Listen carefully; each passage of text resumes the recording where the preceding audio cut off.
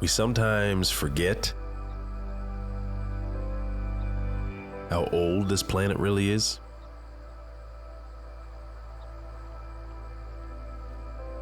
And how long it actually took for us to be able to live and flourish.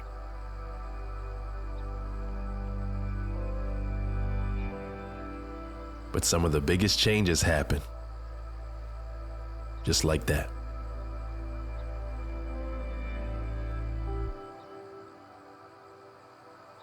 In the blink of an eye, the flower blossomed, or you turn around and your children don't rely on you anymore.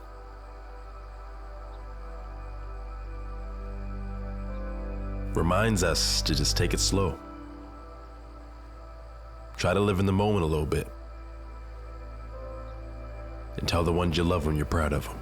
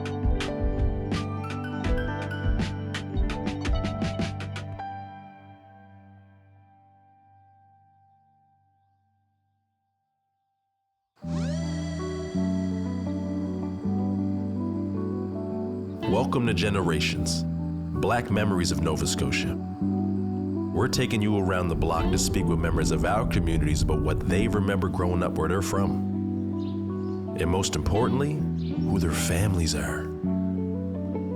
We spent a few days in Truro, stopped at the island to go see Mr. Wayne Talbot.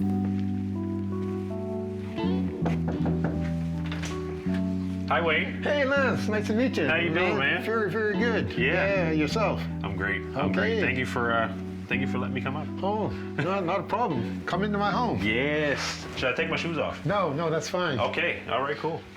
When I was a boy, we had a power outage up here, and we called our counselor and said, "Look, we got to get something done here. Our food's going bad in our deep freeze." Well, you're lucky you got food. Click. Yeah. I mean, there's restaurants here we couldn't go into. We couldn't get a haircut. The elementary school, which I'm going to show you, which is an apartment building now, the black girls and white girls had separate bathrooms. So this place has its history. There's a sense of community. Like if my father was working on his roof, everybody showed up. Anytime you picked up a hammer or a shovel, the community was there to pitch in. You pick up your hammer today, you better have a 2-4 beer ready for someone, because they just passing by and say, "How you doing, Wayne?" Yeah. So my father built this house and built it one story, and when he had more children, he put a second story on it, and they weren't carpenters, but again, I talked about how the community would just come and pitch in. So he got his hammer out, and Jim Pears across the street, who knew a little about electricity. And when I say a little, I mean a little. So they would go, "Try this light, try that light," and finally, "Yeah, it works, okay. And okay, let's run a wire here, run a wire there." And when I took this house over about, 50 or 60 years after it was built, and when they start taking the walls out, they said, "My God almighty, this house is a fire trap." He said, "You got these junction boxes." I didn't know what a junction box was, but it's where it's not run from the proper panel, and legally they can't be buried. If you have junction boxes they have built, they were all big, but that's the way they did. They did the best they could with what they had. They didn't have the money to bring in electricians, so I mean, everybody up here was a handyman. And my father come to Halifax to visit me, and I was in an apartment. He said, "How much this place cost?" I was telling him. He said, I don't know how you do it." He said, "I couldn't do that." He said, why don't you just go out and build a house? I said, I can't just go out and build a house. But that's what they did, right? They went out and built a house. Yeah. And up here, they weren't houses, they were homes.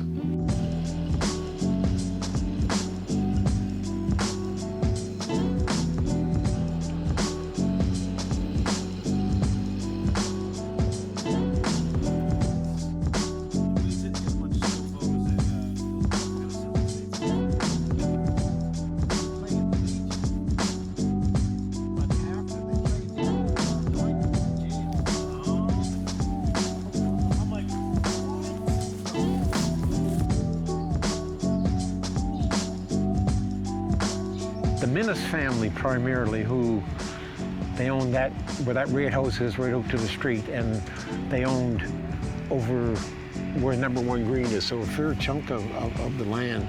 And folks, right over there, the blue house is where Stan Chuck Maxwell grew up.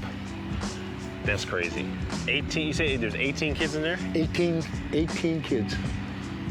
And that's when the homes were, the youngest daughter just moved back from Toronto. She's living there now. Wow. And see, the house next door, the green house, it was simply known as 201.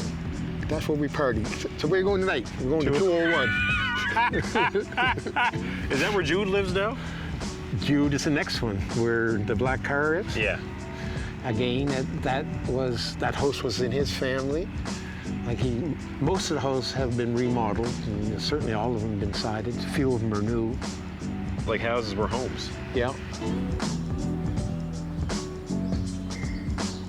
A lot of this land was owned by the black community at one point. Wow. And this was built by hand, and a lot of the black community worked on it. Like they didn't have the big construction, right? It was a horse and a plow, and that's kind of what they did. Wow. Amazing. Wow. That's crazy. To know that, it was actually built by hand by the people in the community. Yeah.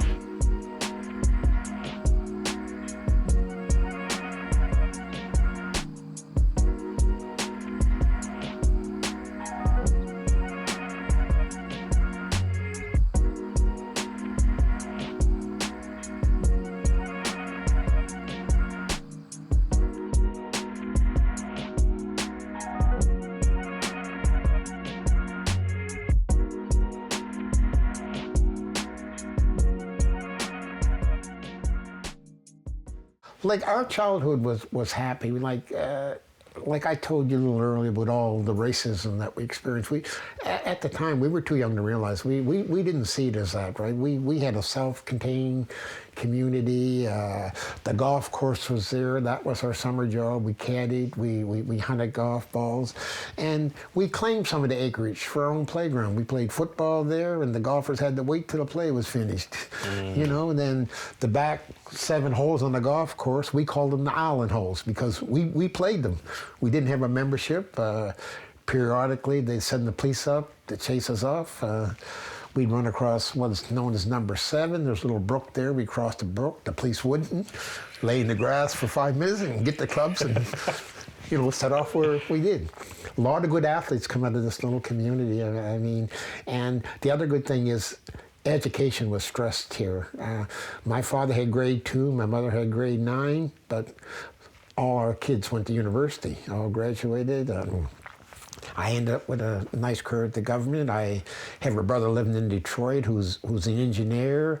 I have a sister here who was a school teacher, and my other sister's a school teacher in Toronto.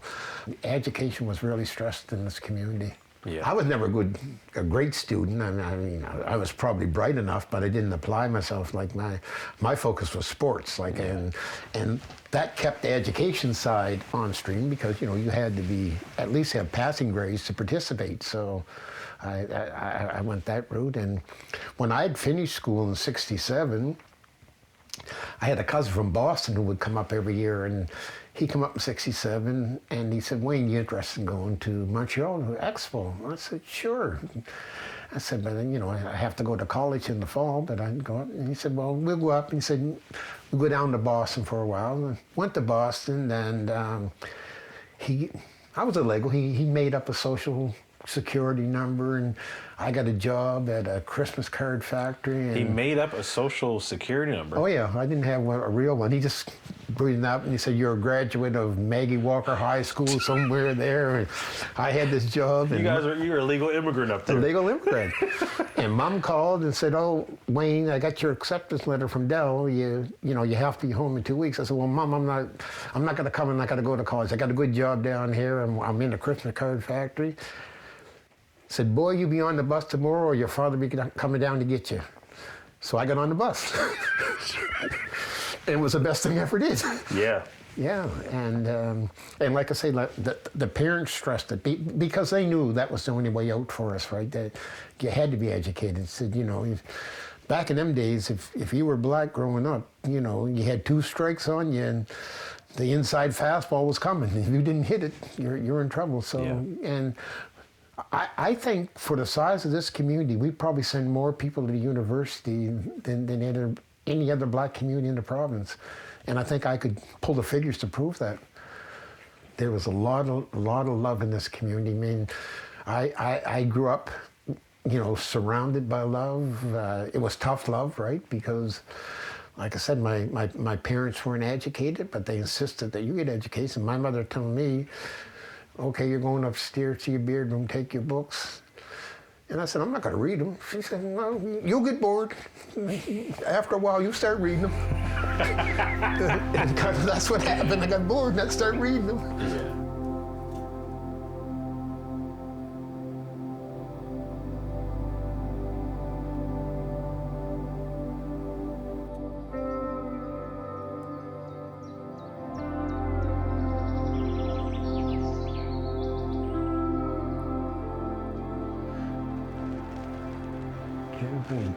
In 1967, that's the year I went to university. And there's my mom.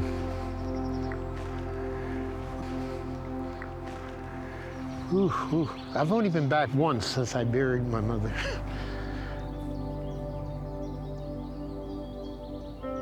As you know, the black community is a matriarchal community, and the women raised us. They made sure we were looked after, and our community decided we have to recognize this, so we put a banquet on for the mums. And someone got up and made a speech and said, "These women scrubbed floors so we wouldn't have to." And man, I found that deep. And it was so true. Because my mom worked for a doctor. All that little island where we went, there were no professionals up there, right? Those were all laborers. All the women were domestic workers. And they did scrub floors. And they let us know how hard it was, and they let us know that there's a way out. About my dad, we, growing up, didn't have the greatest relationship. Probably my fault, not his. I had some issues with his drinking because I thought people in the community were laughing at him for that. And I think they were laughing with him. He did a clown. And I was in my first year of university, and I was in bed, and I heard him come in the room. I made believe I was sleeping, and he said, "I don't tell you, son, but I'm so proud of you." And man, I cried all night. Cried all night. That meant so much to me, because I didn't think of here. Like I played basketball. Like I say, my last year, I was a star of the team. I got benched for bad behavior in the one game he came to. And at halftime, we went downstairs, and I was going to get to play the second half. He left because he thought the game was over. I didn't know the backstory. I didn't know my dad, at the age of 13, was on his own bringing up his brother. Boom. Sleeping in fields and things like that. And, when I learned that, and then working on the railroad as a porter was fine. He got promoted to the bar car, but he couldn't do the math. So he had a heart attack, and thank God, usually, most of the guys working the trains those days were black, so they would help him out with the math and stuff like that. But, that man had a tough life, right? Yeah. And I feel so bad that I didn't recognize it. And we reconciled, long before he died, but he died young. He died at 57.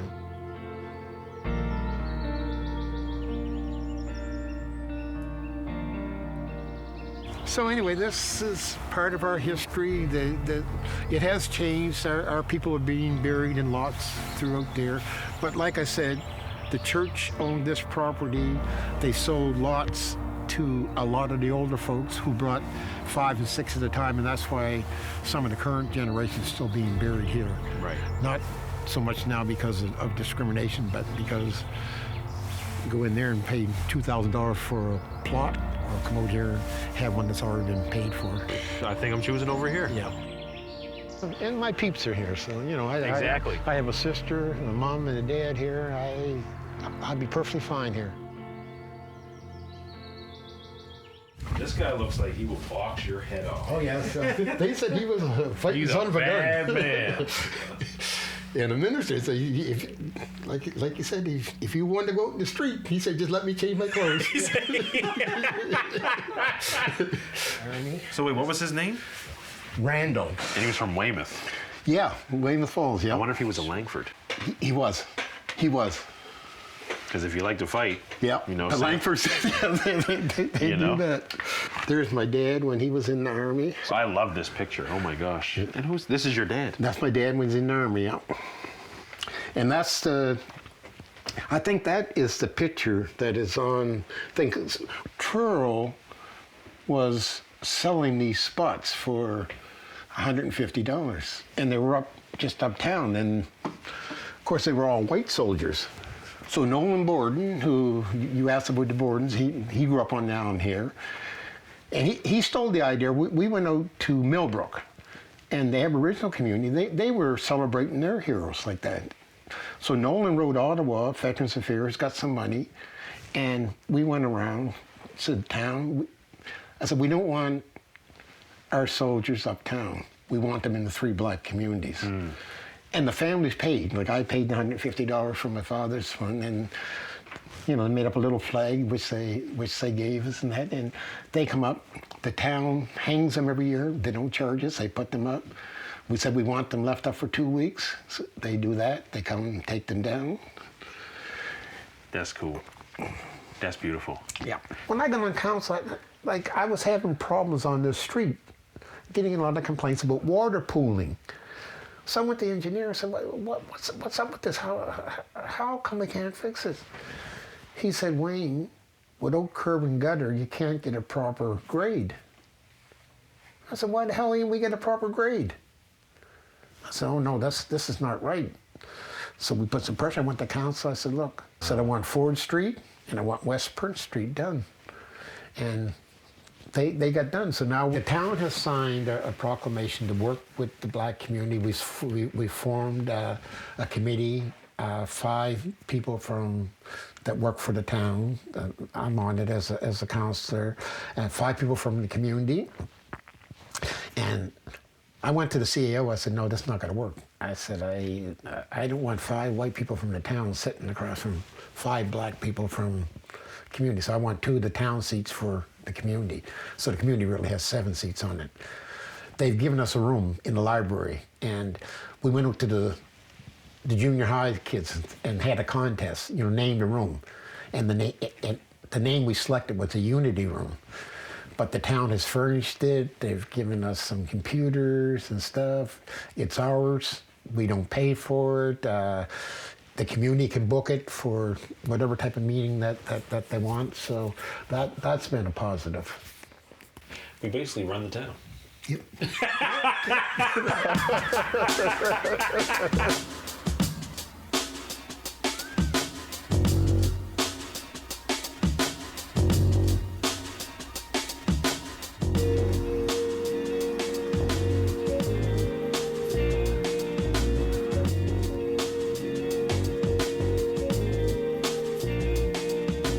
Who are all the musicians up here? Oh gosh, Portia White obviously is our famous person. Her father was the pastor here. What? Portia White? Are we talking about Portia White, the opera singer? Yeah. Her dad was the Reverend here? Yep. What? Yep. So, Reverend White, he was the captain of #2 Construction Battalion. Yes. And he was also he had a really good voice. He ran radio station. He comforted my great-great-grandfather when he was getting hung at the Halifax my courthouse. God, Yeah. amazing. So this is actually pretty cool. It's a small world. Yeah. So we're going to the old library building, the new library building there. We should be able to go in this driveway and get a parking spot.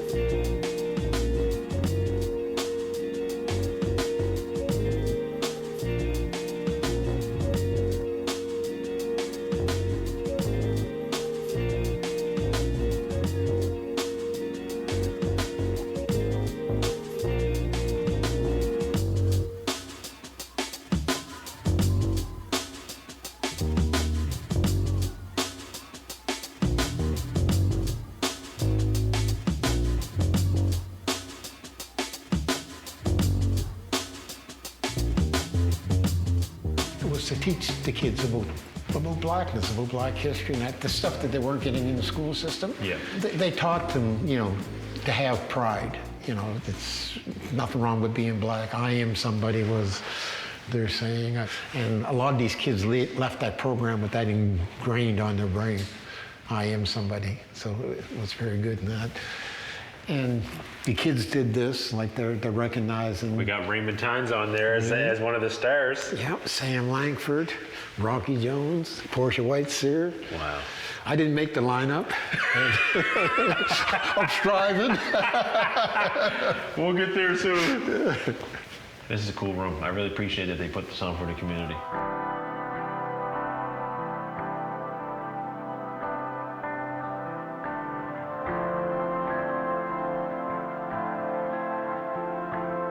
This was an incredible experience from my perspective. I was provided the opportunity to tell my story in my own words. The production crew was highly professional, open, and did not attempt to steer me in their direction. Wayne Talbot. Thank you, brother. Oh, give me a hug, Wayne. Oh. Thank you, Wayne.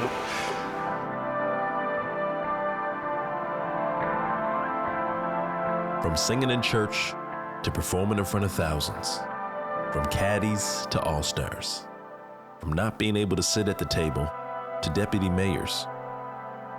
Time has a way of sorting things out. Seems like such a thread in my people, going through so much and being able to turn it around and make that change. It's almost like we got an eye on the future. I'm always going to see the Fletchers. Do you want to come eat with us, or are you going home and eating? I'll come eat with you. Okay, we're hanging. Wait, yes. Yeah. I cleared my schedule for today. You got a music room too? Yes, yeah. Look at the band room, cuz. Yes. They got a harp in there.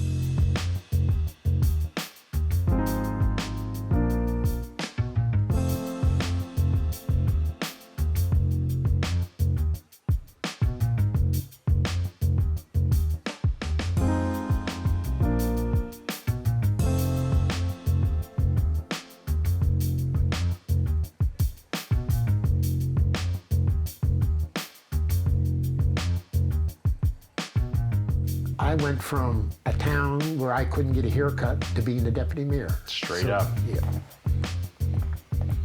And I'm proud of that. And not so much for me, but for our community. Yeah. And when I get ready to pass the baton, which I think I'm ready, I'm really. I got a couple of people that I'm really trying to push. Jude Clark would be excellent, but Jude told me straight up, I'm a backroom man. I'm not doing that. He said, I'm not. He said, you're built to be a whipping boy. I'm not.